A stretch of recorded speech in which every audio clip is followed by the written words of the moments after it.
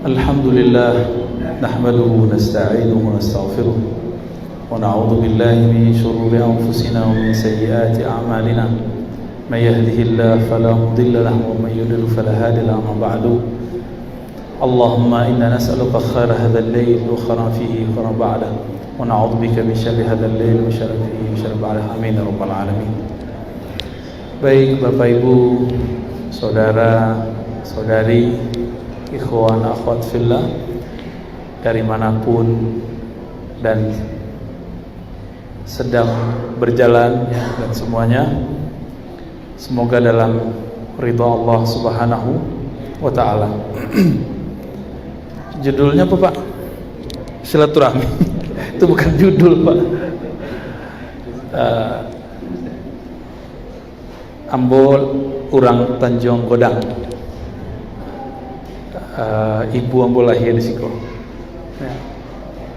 Cuma kami besarnya di Kota Tongah ya. Kini mungkin anak-anak Kota Tongah, Tanjung Gadang, kalau babaso ndak baso mereka lah Tanjung Gadang nih nah. Boleh juga, ndak masalah. Bahasa Inggrisnya boleh baso Minang, nasional Minang. Baik, Bapak Ibu, kita berada di masa yang telah Nabi kabarkan, yang disebut oleh Rasulullah SAW zaman fitnah. Maka Nabi mengatakan, badiru, hendaklah bersegera kalian dengan apa? Bil a'mal, dengan membuat peran. Amal di situ jangan artikan amal soleh dalam artian ritual ibadah, tapi artinya buat peran. Segeralah kalian berperan, punya peran. Sebelum apa? Fitanan, sebelum terjadi fitnah. Peran untuk apa? Memperkuat iman. Sebab konteks hadisnya, yusbihur rajulu mu'minan wa yumsi kafiran. Orang pagi mukmin, sore kafir. Kafir sore, pagi mukmin. Begitulah terus. Berarti yang Nabi mau bukan ritual, bukan amalan yang banyak, amal fisik, sembahyang banyak, zikir banyak, khataman banyak, bukan itu. Tapi akidah yang kuat, iman. Pagi ada orang mukmin, sore imannya berubah. Tapi sayang kebanyakan orang menjelaskan hadis ini dalam pahaman amal fisik. Banyak sedekah itu udah pasti. Tapi amal yang paling basic bukan itu. Amal paling basic di kolbu. Maka Nabi ditanya, apakah amal yang paling mulia wahai Rasulullah, dalam hadis Imam Bukhari. Lalu Nabi menjawab, imanun billah. Engkau percaya kepada Allah. Percaya itu adanya di kolbu, mahalluhu fil qalb, tempatnya ada di kolbu. Maka kajian-kajian iman perlu diperbanyak. Kajian iman itu beda dengan kajian tauhid dalam versi bahasa orang hari ini. Sebab hari ini orang kajian tauhid isinya nyalah-nyalahin orang. Itu bukan tauhid, itu cari lawan namanya. Kajian cari lawan. Aku ada pendekar dan bisa berlawan siko. Buya Mudo Habib. Jadi orang kini kajian tauhid nyoloh-nyolohin, menyesat-nyesatkan orang. Itu bukan kajian iman. Iman itu ada di kolbu. Kolbunya menjadi sehat. Kolbu yang sehat itu ketika dia bisa merasakan keindahan nama-nama Allah dan cinta kepada hamba-hamba Allah. Maka ketika ada orang mengklaim kajian tauhid tapi dia kemudian memusyrikkan orang tuanya, memusyrikkan guru-gurunya dan menganggap sesat orang-orang yang berbeda dengannya, itu bukan kajian iman. Itu tauhid takfiri atau tabdi'i, tauhid pengkafiran atau pembid'ahan. Kini banyak, ya nak? Kajian iman itu dalam sebuah riwayat seorang sahabat Muaz bin Jabal bertemu seorang sahabat, bahkan beliau sendiri yang mengajak. Apa kata beliau? Ta'al nu'min sa'atan.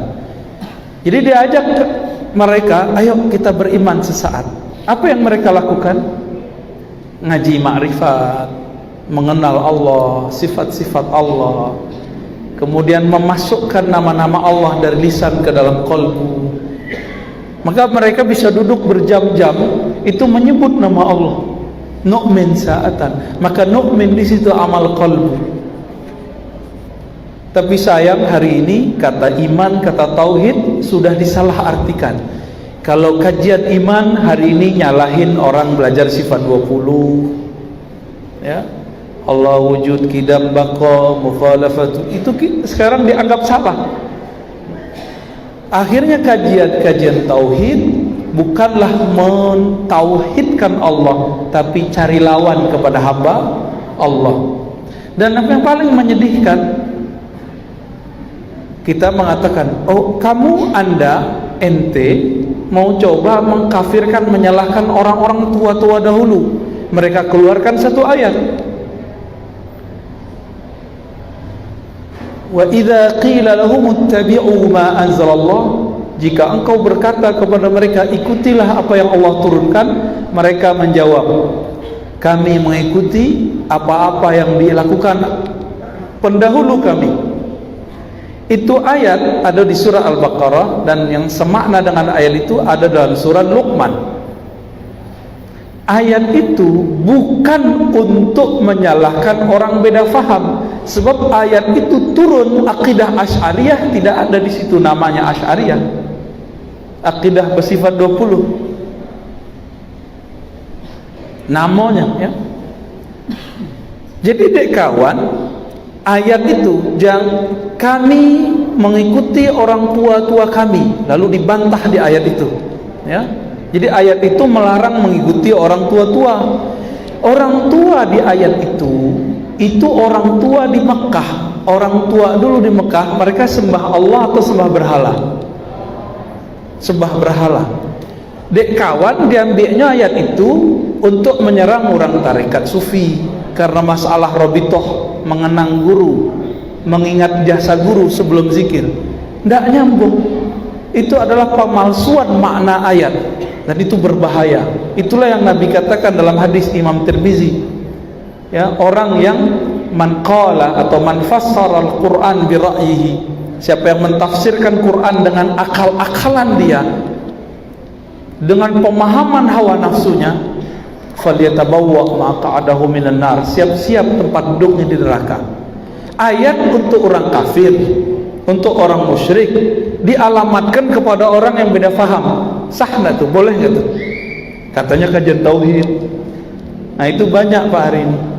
Nah, semoga masjid kita, lingkungan kita bisa bertahan. Jangan diam Pak, para buya, para ustadz, masyayikh, tolong jangan diam.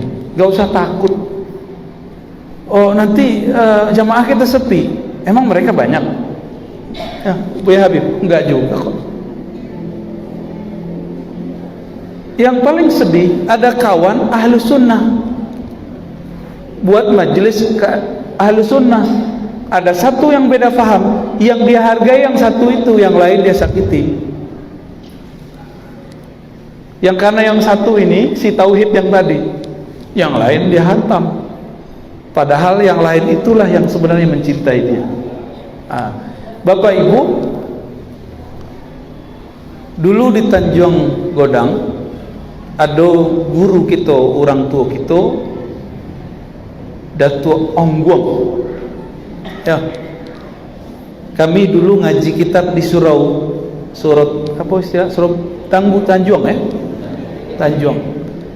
Dulu kami setiap hari Jumat pura-pura permisi, Bu, permisi Bu, dari sekolah di man.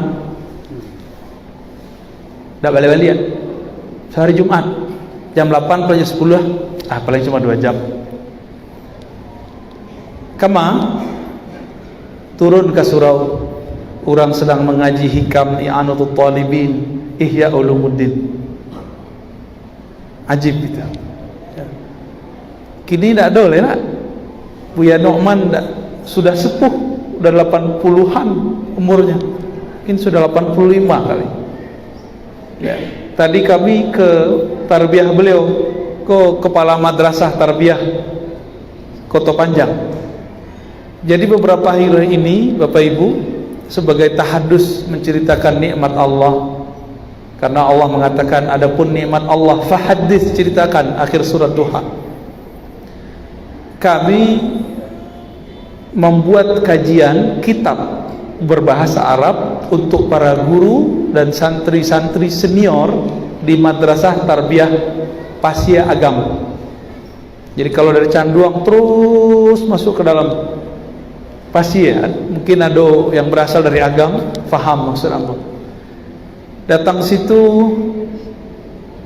udah kayak saudara ya, alhamdulillah dengan mereka, walaupun kami bukan tamatan situ, alhamdulillah. Jadi kadang-kadang saudara itu bukan orang nan alma mater Jawa, kadang-kadang orang yang sekaji Jawa ya.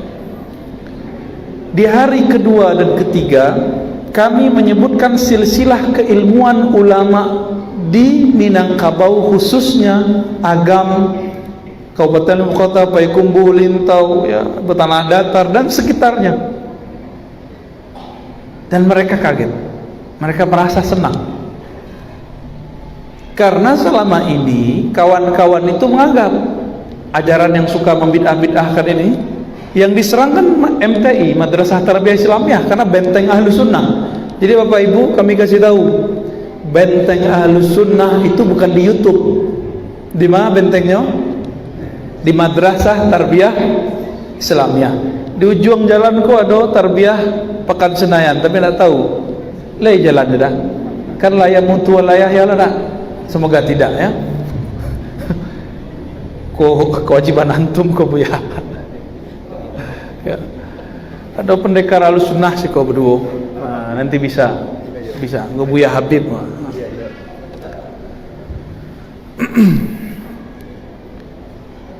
Kami menyebutkan silsilah ilmu orang awak. Kalau angkulah kuang, nah, ini belum kita sebut di luar. Martinus, nama beliau nak ya? Ma orang gaya wasik kok. Angkulah kuang, nama kete beliau siapa? Tu angguang. Iya Martinus nak, iya Dades, mana Dades? Hah? Martunus, Marjunus, model-model orang Yunani nak. Ashabul Kahfi, Marjunus, bahasa kayak Suryaniyah ya. Syekh Marjunus Datu Angguang, beliau itu ngaji dulu di Madrasah Tarbiyah Islamiyah Tiaka, Lea Dojo madrasah tu. Le memakai tradisi tarbiyah atau sudah jadi modern? Sudah jadi modern ya? Oh sudah jadi MDS. Tapi masih aduh. Ya syukurlah, alhamdulillah. Walaupun kajian Ahlus Sunnahnya sudah jadi Latin ya. Beliau berguru kepada Syekh di situ, Syekh Ibrahim Harun. Syekh Ibrahim Harun, ada kubunya di situ. Nah, nanti silakan di cross check Buya Habib ya. Syekh Ibrahim Harun belajar ke orang Limbukan. Ya, ada surau di Limbukan tuh, asitunya berguru. Saya tahu namanya Buya. Syekh Imran apa siapa namanya? Syekh Toha apa Syekh Imran, lupa. Syekh Toha apa Toha Imran? Syekh Toha. Dulu kami sering buat di situ pesantren kilat, masa-masa masih sanawiyah, aliyah, itu sering buat pesantren kilat untuk kawan-kawan. Ketika masuk ke ruang merbot ya, garin, di situ terlihat banyak kitab, tapi sudah banyak yang dicuri dan dirusak orang. Berarti dulu sang imam, sang guru di situ emang ahli kitab. Mereka dulu bersama-sama ngaji ke Mekah bersama Syekh Abdul Wahid As-Solihi ngaji di Mekah. Bertemulah dengan Syekh Umar Bajunaid, Syekh Ahmad Khatib, orang awak tapi jadi mufti di Mekah, orang kota tua agam. Bertemulah dengan Syekh Hasan Ibn Sa'id Yamani dan ayahnya Sa'id Yamani. Bertemu dengan masyayikh-masyayikh yang luar biasa, dan mereka berguru, pulang-pulang buat madrasah tarbiyah di negeri kita. Jadi kami membacakan silsilah ilmu mereka sama seperti yang ada di madrasah tarbiyah Kota Panjang, sama ona. Misalnya kita ambil Syekh Mukhtar. Syekh Mukhtar itu mengambil dari Syekh Abdul Wahid Solihi, Tobek Godang, itu namanya MTI Tobek Godang. Insyaallah kami isu ziarah ke situ, ya, insyaallah. Tadi kami ziarah ke Syekh Mukhtar Angkul. Awak ndak niat mengamang ziarah sih, kira disambut lo tajuk tari piriang banyak. Piriang isi bakwan.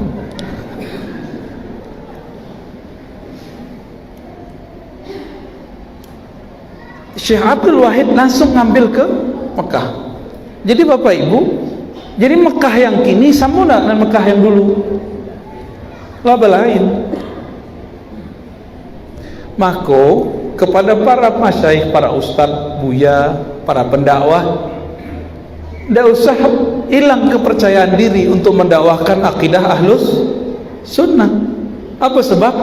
Silsilah ilmu kita itu bersambung kepada ulama-ulama di Mekah, ulama-ulama di Mesir, ulama-ulama di Yaman, ulama-ulama di Suriah, bersambung. Syekh Ahmad Khatib berguru kepada Bakri Syata, Nawawi Banten, tapi jadi mufti di Mekah. Pernah mengajar di Mesir, Syekh Nawawi Banten, Nawawi bin Umar Al-Bantani. Syekh Nawawi itu mengarang kitab dan semuanya pakai bahasa Arab, dan kitab beliau dipakai di berbagai penjuru negeri. Canggih lah tuh orang awak, orang Indonesia, orang Banten, dalam skala nasional gue.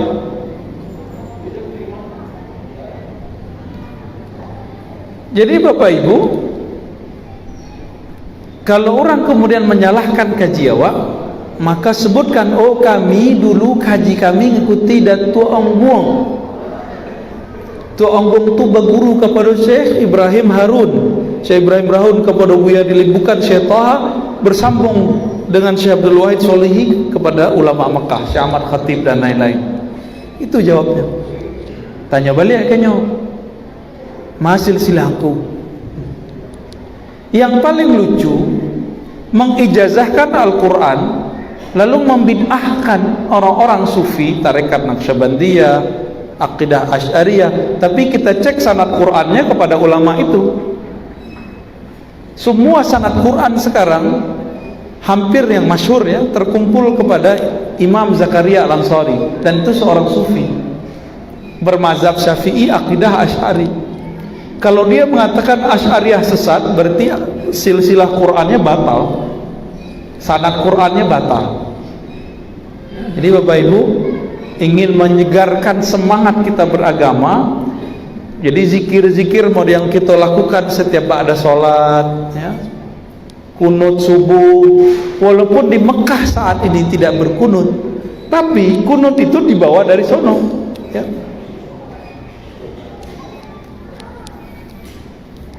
Dulu di terminal ada surau Syekh Muhammad Zahid yang disebut surau Usang.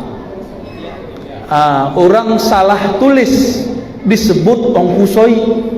Nama asli beliau Syekh Muhammad Zahid. Syekh Muhammad Zahid, kami megang sanadnya, ya. Syekh Muhammad Zahid itu mengambil ilmu zikirnya kepada orang di Sungai Dore, ya. Setuju nak? Ya. Syekh Muhammad Ilyasin. Syekh Muhammad Ilyas mengambil ke Syekh Muhammad Jamil, orang setuju. beliau diambil mantu oleh ulama yang lama ngaji di Mekah, karena beliau juga ngaji di Mekah, namanya Syekh Muhammad Tahir Barula. Tapi di situ suraulah jadi masjid, orang sudah nggak kenal, sayang. Syekh Muhammad Ongkusoi Muhammad Zahid. Muhammad Zahid itu punya murid banyak, dan kami datang kepada cucu anak dari murid beliau. Jadi murid beliau orang nyebutnya kutotong apa tolang tuh, Ayah Sultani, ya, kuburannya kan di Kalimantan Tengah, ya, orang Totongah karena beliau, kami datang ke anaknya Syekh Ayah Sultani, dan beliau menyebutkan dulu Syekh Muhammad Zahid minta tolong kepada Engku Ayah untuk menuliskan ijazah. Ijazah itu izin mengajarkan ilmu. Ilmu apa saat itu? Khusus ilmu tarekat Naqsyabandiyah. Jadi kironyo itu tempat orang bersuluk di situ.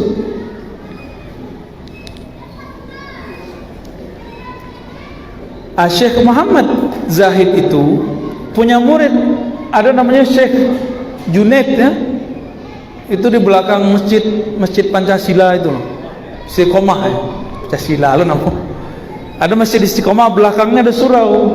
Dulu kami yang meresmikan itu, meresmikan tagaknya berdiri kembali.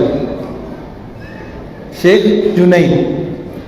Syekh Junaid itu punya murid Bahyal Karimi, Buya Bahyal Karimi. Mungkin anak keturunannya masih ada lah, ya.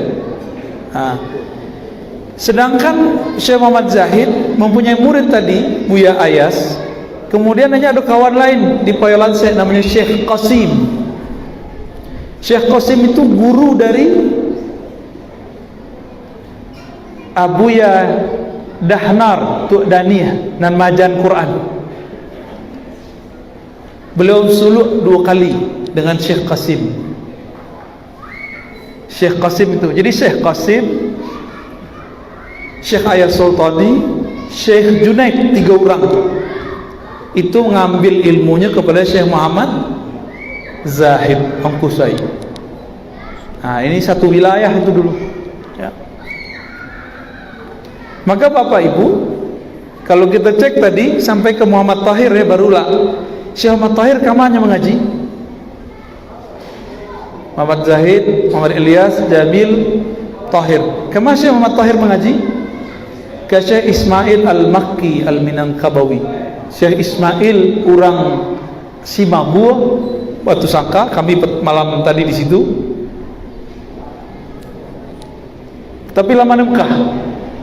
Beliau belajar zikir dan belajar suluk di depan Masjidil Haram Jabal Abi Qubais. Kaji itu yang dibawa ke siku. Bedanya Syekh Muhammad Tahir kalau zikir lembut-lembut, la ilaha illallah, la ilaha illallah, begitu aja. Ya. Beliau punya kawan namanya Syekh Abdurrahman Kumango. Karena zikirnya bercampur tarekat Saman, zikirnya lebih keras. Lahilah sile Kumango. Antum ta'allamtum, ya?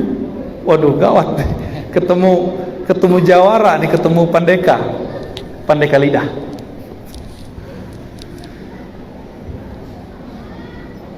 Jadi silat Kumango itu Bapak Ibu, itu bukan silat biasa, itu silat yang diolah dari zikrullah. Maka adik-adik kami sarankan kalau belajar silat yang begitu. Jangan silat-silat yang kosong, ya, belajar zikir. Jadi bisa merasakan Allah Ta'ala dalam gerak. Nah, itu kan dahsyat tuh. Ya, syukuran. Kini kan lebih rami karate, ya nak. Kami dulu karate, yo, ya. Lebih rami taekwondo, tidak masalah. Cuma ambil ilmu yang dari buya-buya gitu.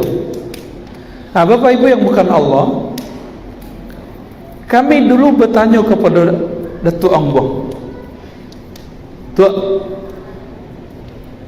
dulu di mana sekolah tuh?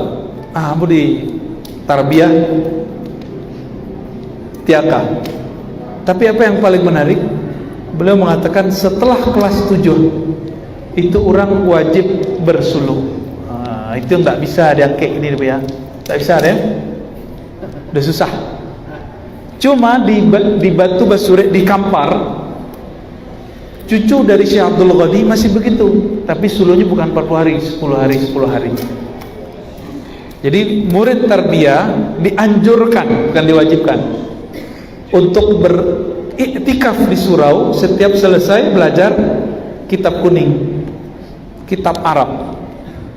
Jadi Bapak Ibu yang bukan Allah, kami hanya ingin menyampaikan kenangan-kenangan indah itu jangan kemudian cuma diceritakan, tapi kita bangkitkan semangat itu kembali dan ambil ilmunya dari ahlinya kembali.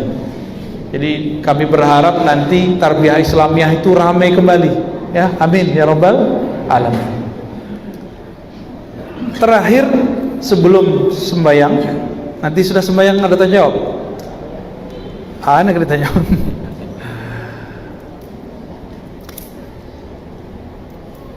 Kembali kepada materi kita tadi, Nabi ditanya, apa amal terbaik? Beliau menjawab, al-imanu billah, ilmu iman.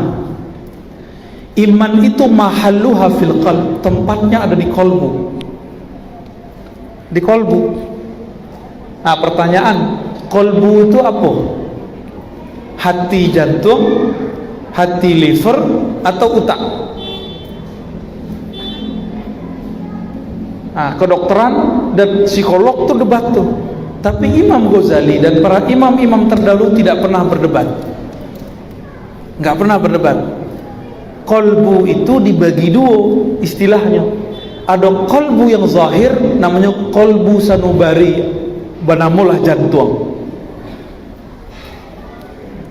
Beberapa aliran kebatinan salah kaji, keliru. Dikira gerak jantung itu gerak kalimah Allah, bukan. Sehingga mohon maaf, beberapa kajian-kajian kebatinan kalau ingin putuh kaji, bedah ayam sedang hidup diambil jantung, dia lihat jantungnya, itu zalim. Kalau mau gorok dulu, ya. Kalau kini kan nggak perlu begitu, ya. Di handphone tuh ada jantung yang bergerak-gerak, emoticon namanya. Tinggal tunjukkan aneh. Kalau mau ingin menunjukkan jantung. Sayangnya yang begitu disebut tasawuf, padahal itu bukan tasawuf, itu kezaliman. Tolong diluruskan buya-buya, dan kami yakin sumber kajian ilmu itu nggak seperti itu mengajarkan. Ya, itu kolbu jantung. Ada kolbu yang kedua, itu kolbu nurani, kolbu yang bercahaya. Jadi bahasa awak hati nurani. Jangan salah, ada hati nurani, ada hati sanubari. Inna Allah yanzuru ila qulubikum. Ketika disebut di dalam hadis Allah memandang ke kalbu engkau, itu maksudnya adalah kalbu yang bercahaya, bukan jantung. Tapi si kalbu nurani itu sangat berkaitan dengan si jantung.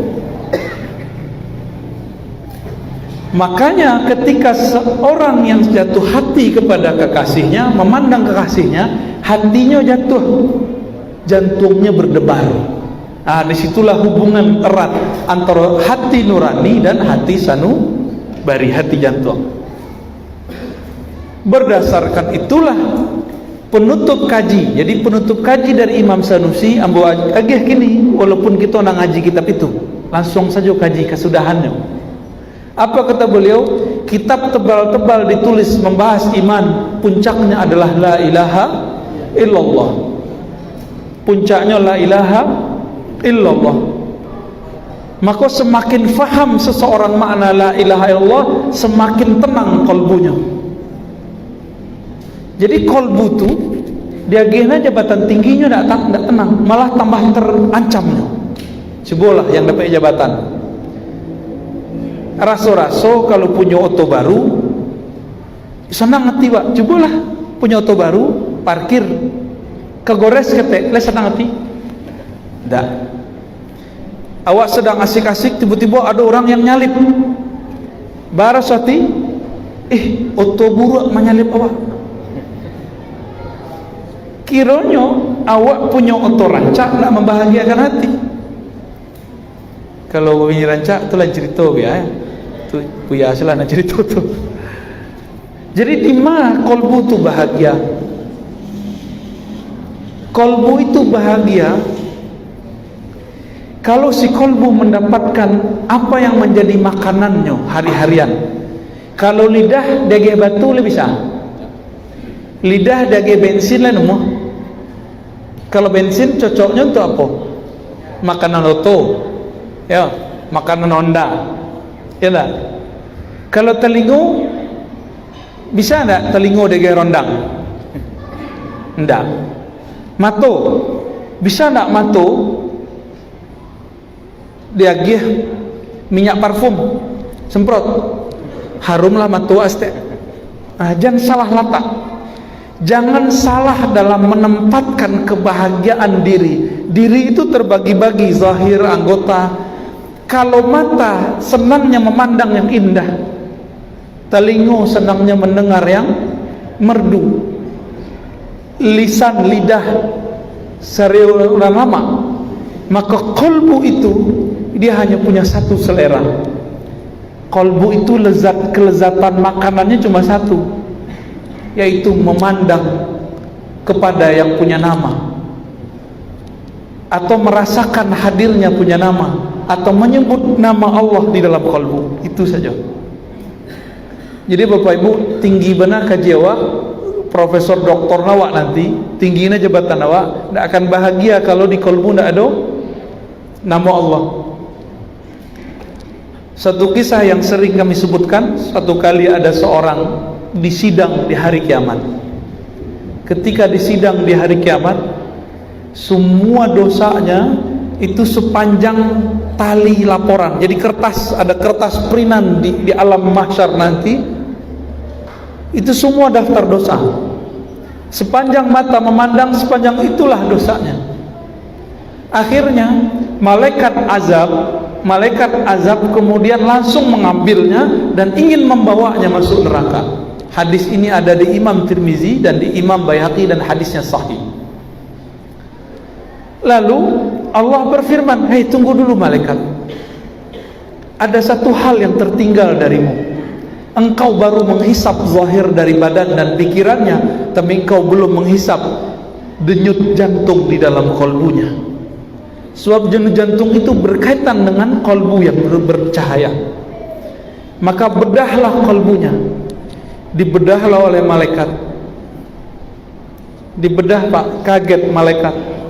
Kolbu orang itu menyebut nama Allah, Allah, Allah, begitu.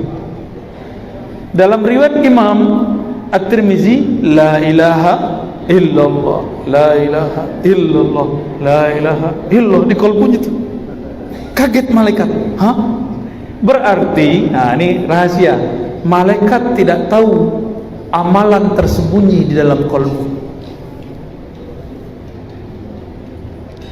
Akhirnya Allah berfirman, timbanglah kalimat la ilaha illallah atau Allah, Allah itu, ambil. Lalu timbang, taruh di kanan, amal maksiatnya taruh di kiri. Apa yang terjadi? Awal goyang-goyang, goyang-goyang. Lama-lama kalimah itu tambah cepat. Semakin dikeluarkan, tidak ada putus-putusnya. Selalu ada. Maka malaikat azab pun melepas. Salah, Pak. Ternyata kalimah la ilaha illallah ditimbang dengan langit dan bumi masih lebih berat. La ilaha illallah. Itulah Nabi Musa bertanya, ya Allah, hadis sahih, khususkanlah aku dengan satu zikir. Apa kata Allah? Qul la ilaha illallah. Hai Musa, bacalah la ilaha illallah. Apa kata Nabi Musa? Ya Allah, kalau la ilaha illallah sudah banyak hambamu yang mau punya, sudah banyak hambamu yang tahu. Iya, banyak yang tahu la ilaha illallah. Tapi la ilaha illallah buya, kok lain jo la ilaha illallah Bapak Ibu? Lain, Pak. Sebab Allah kemudian berfirman, ikut la ilaha illallah, kalau ditimbang dengan langit dan bumi itu lebih berat la ilaha illallah. Nabi Musa ditalkin langsung oleh Allah. Apa arti talkin? Dibimbing langsung membaca oleh Allah. Nah, itu yang bedain Buya aku juga Bapak Ibu. Beliau dapat bimbingan dari gurunya, dapat bimbingan beberapa orang, dibimbing membaca la ilaha illallah dengan lisan dan dengan kolbu pikiran, sehingga menyatu. Lidah menyebut, kolbu pun menyebut, pikiran pun mengikut. Terjadilah getaran-getaran di situ. Ditimbang getaran itu lebih berat dari semua dosanya. Maka Allah berkata ke Musa, "Hai Musa, kalimat ini jangan main-main. Engkau timbang dengan langit dan bumi, itu lebih berat." Jadi Bapak Ibu, di mana bumi yang paling bagus cahayanya, yaitu tempat yang di atas itu banyak orang baca la ilaha illallah. Tapi kini ada orang setiap wak banyak menyebut la ilaha, kecil gilo ada orang. Ya Bu ya. Jadi Buya aku dulu sebegini masih nak Bu ya, khataman la ilaha masih jalan. Tahlil masih. Ya sahabat kita lah wafat duluan ya. Tuanku Mali Putih ya. Beliau lagi tahlil mencontohkan la ilaha illallah yang bagus kepada jamaah, langsung lewat, langsung Allah cabut dalam waktu yang indah. Coba bayang deh Bapak Ibu, ada Buya siko nak ambor lah amor deliko cara baca la ilaha illallah Bapak Ibu, ditunjuknya dari beliau la ilaha illallah, langsung jatuh. Indah lah tuh, indah. Lain nama wafat dalam keadaan begitu. Ambil ilmunya dari ahlinya, fahamnya ada di buya-buya ahli kitab kunyang, cara membacanya ada di orang-orang tarekat. Silakan diamalkan, cari mereka, cari yang cocok jawab, tidak cocok jangan dibasuh ya. Jika Nabi Musa zikir tertingginya la ilaha illallah, maka Nabi Muhammad pun mengulang afdalul dzikri la ilaha illallah. Zikir yang paling mantap itu, paling lezat itu la ilaha illallah. Zikir paling berat masuk ke kolbu itu jadi berat. Makanya orang kalau punya kalimah itu di kolbunya, kalimat-kalimatnya akan berat, tak bawa lendong waktunya, tak bawa waktu orang tuh, kecuali awak ingkar ya. Lahazan orang labang, insyaallah undur. Wih, tinggi kaji dades ini. Biko dah tak selesai lah dah. Pengurus bercakap lah cerita. Sudah dulu. Jadi badak. Lanjut dulu. Nanti wak komat saja. Komat ya. Waduh, selalu jemaah kurang sehat badannya. Jadi pulang kendaraannya sampai ke Lemang Tinggi belakang. Makanya. Dia sebelah jemaah kurang sehat badannya. Ini ke pulang. Anak mau pulang dengan cara ternyata masih sakit. Masih sakit. Bentar minum pulang kerja. Beran tambah ke Sudah. Sini airnya. Kita tutup dulu ya. Sallallahu alaihi wasallam. Assalamualaikum warahmatullahi wabarakatuh.